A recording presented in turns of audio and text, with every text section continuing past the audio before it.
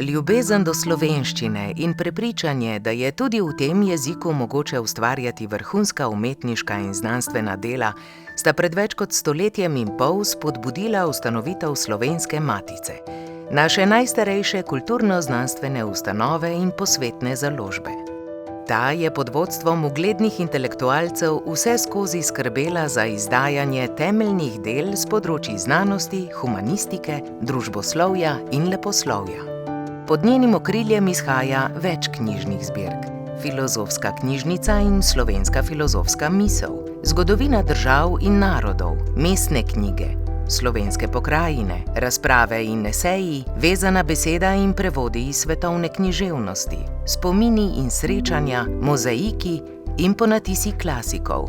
Bogatijo slovensko knjižno krajino, pa tudi knjižnice in lektorate v zamejstvu in po svetu. Tudi danes, v vse bolj globaliziranem okolju, Slovenska matica skrbi za slovenski jezik. Ob vse večji specializaciji znanj pa si prizadeva za povezovanje strokovnjakov z različnih področij. Z dogodki in posveti goji visoko kulturo dialoga in odpira ključna vprašanja slovenske preteklosti in prihodnosti, ne da bi pozabila na izvore človekovega mišljenja in duha.